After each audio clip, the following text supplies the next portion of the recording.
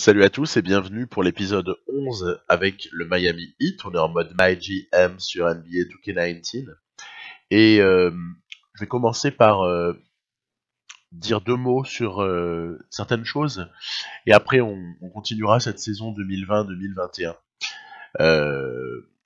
pour aller, j'espère, jusqu'au playoff. Alors, on avait eu une saison 2018-2019 vraiment bidon. Ensuite, on a fait le ménage à l'été de ces contrats un peu difficiles, en essayant de rester le moins irréaliste possible. Dans la foulée, on a de la chance. On construit une équipe qui est championne. Et l'été 2020, on consolide. Et je vous avais montré dans l'épisode précédent un road trip assez poignant à l'ouest. Sur Kevin Durant, je voudrais dire un mot. C'est que pour moi, il ne prendra sa pleine dimension que lorsqu'il acceptera de faire ce qu'il a fait dans cette partie, ce que je lui ai fait faire en le recrutant au Miami Heat, à savoir oser aller s'exposer, prendre un risque et aller chercher un titre quelque part où il est la seule superstar. Voilà, entouré de joueurs, ok, à potentiel, ok, d'accord, de valeur. On peut pas gagner un titre en étant le seul bon joueur de son équipe, mais en étant la seule superstar, ça oui, ça marque une carrière et ça redorerait un peu son blason par rapport à beaucoup de critiques qu'il reçoit, une image assez terne en définitive. Alors pour ce qui est de notre saison là, on était resté à 7 victoires d'affilée là en début de saison. L'équipe fonctionne vraiment pas mal, il y a vraiment une valeur croissante là chez nos joueurs là, c'est vraiment énorme la façon dont ils progressent. Et puis je me suis décidé comme ça, je me suis décidé à finalement, allez, tant pis, passer la régulière. Parce que soit je commence à jouer tous les matchs, mais ça va prendre des plombes. C'est pas de refus, mais je manque de temps dans l'absolu, puisque j'ai aussi envie de jouer avec d'autres équipes, et puis voilà, plein de choses, hein. J'ai pas que ça à faire non plus. Enfin voilà, on peut pas passer notre vie à jouer, même si ce serait amusant. Donc vous voyez là par exemple, je prolonge Justice Winslow, je lui rajoute 3 ans à son contrat. Euh, bon, j'en ai déjà parlé. Justice Winslow, c'est un joueur que j'adore. Donc à partir de là, je ne peux pas envisager le Miami Heat sans lui. En tout cas, surtout si je joue avec Miami, évidemment. Voilà, donc MyGM assez classique. Vous avez les alternances entre les propositions de trade d'une part, les blessures des uns ou des autres et les modifications de rotation nécessaires. D'autre part, après, vous avez les conférences de presse où on vous demande de fâcher des gens, puisque à partir du moment où vous répondez quelque chose, ça rend d'autres mécontents. Il y a très peu de questions, il y en a, hein, mais il y a très très peu de questions auxquelles on peut répondre tranquillement sans embêter personne. Donc voilà, hein, on est comme ça, il faut prendre des risques. Alors par exemple moi, si je dois en matraquer un dans le staff, je matraque toujours le recruteur. Parce qu'il y a des questions comme ça hein, qui nous sont posées. Euh, de la même manière, si le préparateur physique, il me dit euh, que ça ne travaille pas assez et qu'il faudrait monter l'intensité, je refuse. Je refuse. Donc il est pas forcément content voilà, de rien faire. Ensuite, quand il y a des joueurs comme ça qui manifestent leur joie, comme on avait vu là il y a une vingtaine de secondes Kevin Durant le faire, à ce moment-là, si le mec accepte l'idée, en fait, si on a un insigne sur le joueur qui s'appelle l'insigne franc du collier, si vous avez l'insigne franc du collier, à ce moment-là, on peut très très clairement répondre en étant exigeant. Ça ne va pas le vexer. S'il n'a pas cet insigne-là, si vous mettez être exigeant, moi je vous déconseille fortement, je vais mettre, pardon, flatter le joueur. C'est mieux de mettre ça. Alors après, voilà, on anticipe un petit peu. On a le tour de draft des Hornets, hein. Donc, je regardais un peu en passant, là, on a un très très bon bilan, mais je voulais voir un petit peu les simulations de draft, où est-ce que ça nous emmenait. Ensuite, James Harden, qui est favori à l'heure actuelle pour le titre de MVP, très bien, pourquoi pas. Et puis voilà, ça se déroule. Après, on a petite blessure là pour Ersan Ilyasova. C'est pas dramatique, hein. C'est pas dramatique. Donc j'ai fait pas mal de montage, hein. J'ai coupé beaucoup de séquences. En gros, ce qui tient en 20-30 minutes, là, tient en environ 5 minutes. L'idée étant que balancer une vidéo dans laquelle je fais subir aux gens qui regardent des trucs interminables que tout le monde connaît mais qui ont finalement pas un grand intérêt. C'est pareil avec Godala qui prenait sa retraite, donc est-ce que je lui ai proposé de le garder dans le staff? Ben non. Voilà. Et puis Michael Porter Jr., c'est à noter que le pauvre, il est quand même assez souvent blessé. Alors pour l'instant, ce sont à chaque fois des petites blessures. De petites blessures de type une semaine, ou alors il peut jouer mais il est un peu touché. De toute façon, Michael Porter Jr., on se doute qu'il aura peut-être une fragilité au niveau du dos toute sa carrière. Hein. Donc, voyez, hop, vous avez rajouté des minutes à un mec, vous les enlevez après, vous remettez votre rotation. Moi, personnellement, sauvegarder une rotation fait planter le jeu sur mon PC. Donc, du coup, je suis obligé de refaire à chaque fois, en fait, voilà, parce que sinon, c'est bien pratique de sauvegarder des rotations avancées, là, comme ça. Du coup, vous avez qu'à recharger, etc. Vous pouvez vous préparer les rotations à l'avance même. C'est assez pratique. Mais là, bon, on est sur la toute fin de régulière. On n'est pas trop mal. Hein. On est aux alentours des 60 victoires. Et puis, on affronte Toronto. On est à 60-20. J'aimerais bien rester à 20 défaites, mais le match est mal embarqué. Donc je rentre. Je rentre parce que les Raptors, c'est quand même parmi nos rivaux les plus sérieux de cette conférence Est. Il va peut-être falloir se les faire à un moment donné là en playoff. Donc bon, voilà, j'ai essayé d'aller provoquer quelque chose avec Kevin Durant. On était à -5, à 2:30 de la fin. Derrière, voilà, on a de la chance, il y a Kawhi Leonard qui est un peu fatigué, il a dû un peu trop jouer. Et nous, on se gêne pas.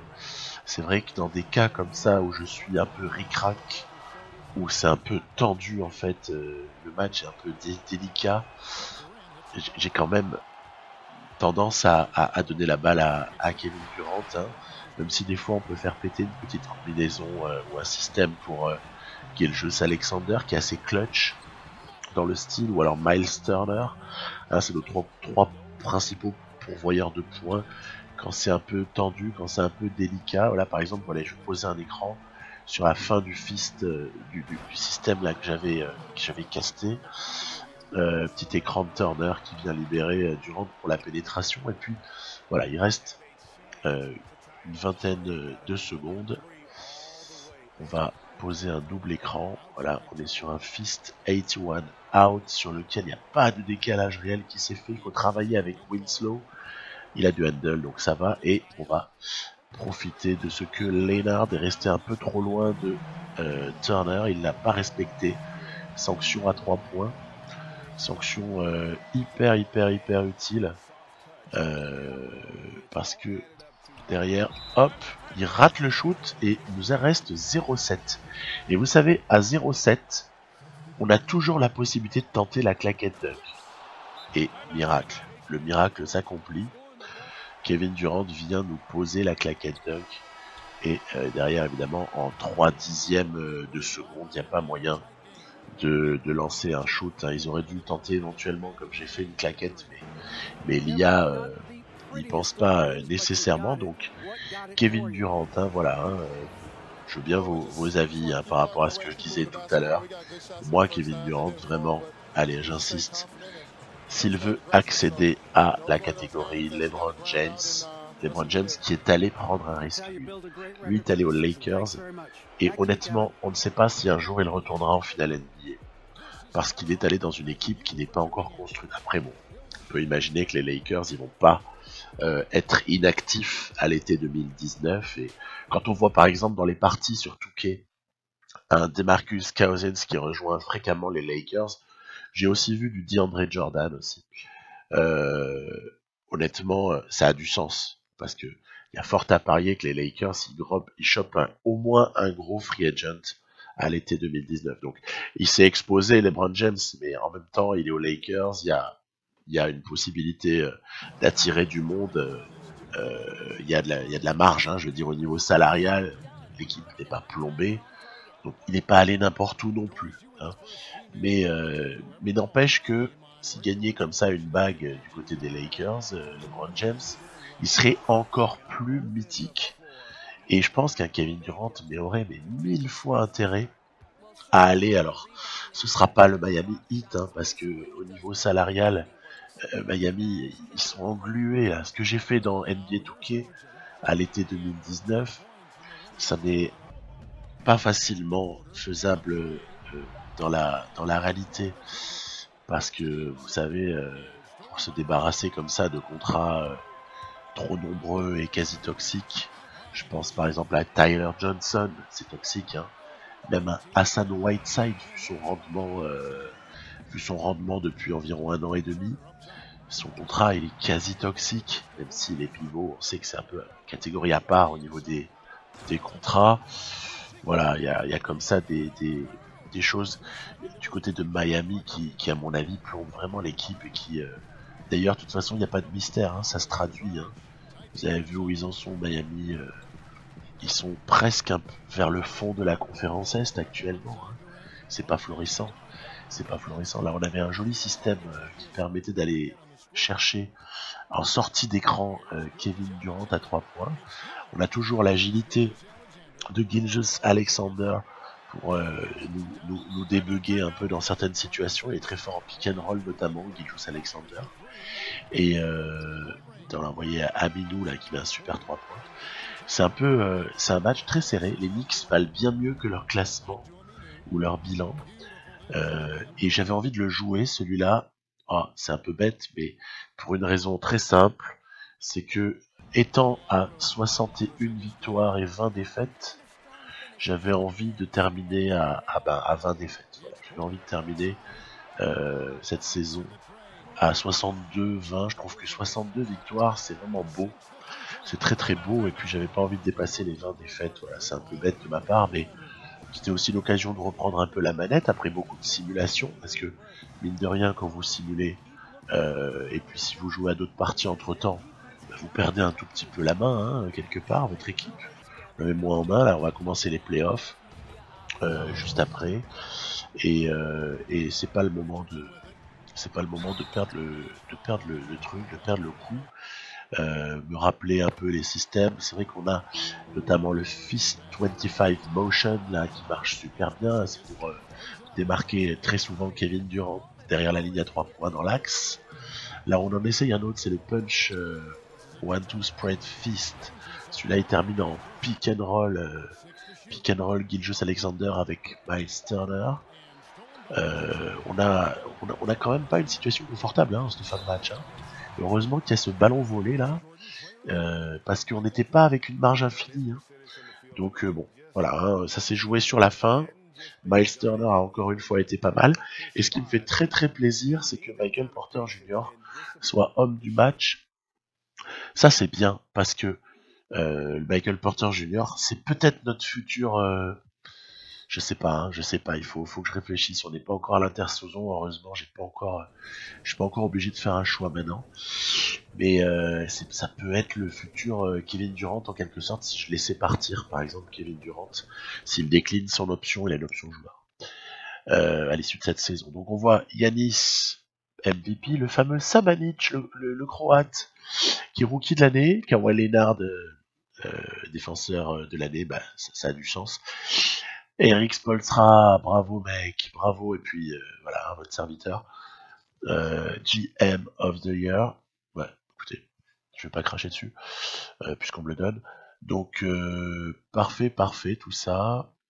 On n'est pas blindé au niveau des All-NBA Teams, mais c'est pas grave, c'est pas grave. On sait que notre équipe, elle est, à part Kevin Durant, elle est assez homogène, et on a des mecs super costauds, super solides, mais après, on joue pas les stats nécessairement, du coup, c'est pas forcément avec ce type d'équipe que vous allez avoir 3 mecs dans les NBA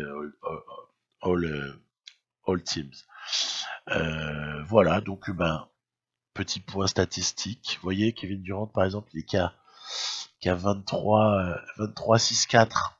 C'est pas les stats de MVP. Sur le PER, en revanche, ça va quand même. Quand on voit même un Goran Dragic qui est 6e homme, hein, qui a plus de 15 de PER, ça prouve que ça fonctionne bien. Je suis très très heureux d'avoir Goran Dragic. Et puis on peut aussi signaler un truc sur lui, c'est que jamais il n'a protesté pour son statut de remplaçant. En MyGM, c'est rare que les mecs vous cassent pas les pieds dès qu'ils ne sont pas titulaires avec un overall qui dépasse les 78-79 vers là. Mais c'est son âge qui explique ça, il a 34 ans, du coup le mec accepte son rôle, c'est vraiment très très appréciable. D'autant plus que avec la progression de Shai Gilgeous-Alexander, il serait très problématique de faire coexister dans le 5 majeur, évidemment. Hein. On n'aurait pas de possibilité, il faudrait mettre quelqu'un d'autre remplaçant.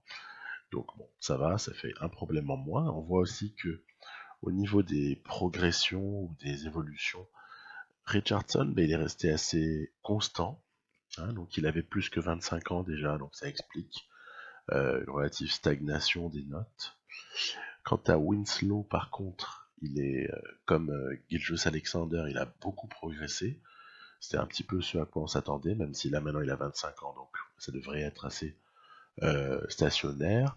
Porter Junior, oh là là, c'est pas trop mal, mais on s'attend encore à quelque chose. Hein. Ça devrait monter plutôt pas mal au niveau de la note encore. Hein. C'est pas du tout fini.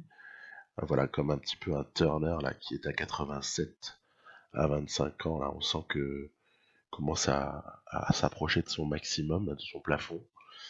Donc voilà, je vous ai pas montré Dedmon et Durant, hein, les autres très précieux de la rotation, parce que on est sur des joueurs qui sont soit stables, soit comme Dragic, un petit peu en baisse avec l'âge. Et puis, on attaque donc ces playoffs avec l'opposition face à Atlanta. Alors j'ai joué le match 1 contre les Atlanta Hawks. On a comme ça pas mal de joueurs qu'on connaît pas dans cette équipe. Ouais, ce McRae, c'était un rookie quand même pas mauvais du tout. Hein. On avait aussi Clavel. Ils ont récupéré John Clavel, qui dans une autre partie était aux Bulls. Je l'avais vu là-bas. Toujours aux alentours de 80, un joueur sérieux, meneur, arrière. Et puis sinon, leur 5 majeur, il est évidemment constitué avec Nico Batum et Hernan Gomez aussi. On sent qu'il y a eu un trade avec Charlotte derrière tout ça. Hein. Voilà, donc ça fait une équipe qui, sur le papier, n'est pas bien dangereuse, mais qui n'empêche nous fait du mal en ce premier quart-temps avec une grosse réussite. Alors surtout ne pas s'énerver, appliquer notre plan de jeu. Et voilà, vous allez voir là par exemple un très très joli démarquage de Clavel pour clore le truc à 17-10. C'est beaucoup 17 points. En un quart temps, ils sont à 8 sur 9. Hein. C'est pour ça que c'est assez énorme comme réussite. Ne surtout pas s'affoler. On est capable de revenir progressivement. En fait, le tout c'est de faire, continuer à jouer nos pick and roll, continuer à lancer nos systèmes. On voit qu'il va y avoir un énorme passage de Boban Marjanovic, même si là, ça a pas suffi, mais ouais, je vais le servir encore une fois pour un petit move tranquille. Voilà, il vient mettre un bras roulé à l'ancienne. En fait, Boban, il va être le déclencheur de la révolte dans ce deuxième quart-temps. Derrière, on a Dragic aussi qui prend le relais. C'est nos vétérans là qui ont un petit peu ramené l'équipe et qui ont fait en sorte qu'on va atteindre la mi-temps avec un joli contre de Turner juste avant. On va atteindre la mi-temps, allez, on va dire à l'équilibre. On a au moins réussi à rattraper ce premier quart-temps un petit peu douloureux. Donc voilà, juste avant la mi-temps, voilà, plante notre petit pick and roll. Dragic, c'est un bonheur. C'est un bonheur à jouer, Goran Dragic. Et là, vous avez même Gabriel en pick and roll avec Shai Gilgeous-Alexander qui y va de son shoot. Et Turner aura vraiment été incroyable au shoot. Je crois qu'il n'a rien raté du match. Pourtant, il a pris pas mal de shoots. Il a comme ça, voilà, des positions qui sont souvent le fruit de pick and pop. C'est-à-dire qu'il vient poser son écran et puis derrière, on le resserre, mais il est allé s'écarter. Encore Boban Marjanovic qui fait une énorme contribution pour le nombre de minutes qu'on lui donne dans cette rotation. Boban, vraiment, il fait plaisir le géant, le gentil géant. Derrière, voilà, petit panier en insolence, mais déjà on a commencé à prendre la mesure de cette équipe avec la jolie travail de Porter, passe à terre pour Winslow qui vient sanctionner à 3 points, redonner 9 points d'avance. Là en fin de possession, Hernan Gomez qui arrive à enquiller, mais je vais prendre un temps mort profitant qu'on est juste avant les 3 dernières minutes pour pas bouffer un des 2 derniers temps morts du match. Je préfère toujours en garder 2 à l'amorce des 3 dernières minutes. Derrière, encore une fois, on ressort sur une fin de système qui était finalement assez bien défendue. Durant n'avait pas d'avantage. Et là, ça va être aussi une séquence en contre-attaque. Bam, on a une jolie passe pour le alley-oop. Derrière, voilà, vous avez compris, on se détache, commence, la machine est lancée. Mais encore une fois, Marjanovic, Dragic, puis évidemment Miles Turner, évidemment Kevin Durant auront été les principaux artilleurs de cette victoire, qui au final est assez large malgré un premier quart-temps dans lequel on avait vraiment été bien bousculé. Derrière, ils se sont un peu effondrés, puis notre équipe a été plutôt pas mauvaise avec 43 points, 12 rebonds, 5 contre pour Miles Turner. Kevin Durant, tout le monde est là. Tout le monde est là, tout le monde fait le boulot. Et de leur côté, par contre, ça manquait d'un joueur qui ressorte du lot. Alors on va, dans la foulée, simcaster la fin. On va simcaster tout ça. 2-0. Après, il y a un match à Atlanta qui va être perdu, donc 2-1. Et on va heureusement arracher le match 4 en espérant du coup conclure au match 5 à Miami. Voilà qui est fait. On est donc en demi-finale de conf sans avoir trop souffert, ce qui est assez logique quand même, vu la force de cette équipe. On va retrouver les Sixers. Ce sera une revanche par rapport à la saison précédente. Si on les avait joués en demi-finale de conf, non, en finale de conf, on les avait joués en finale de conf. Donc attention, c'est toujours la même ossature.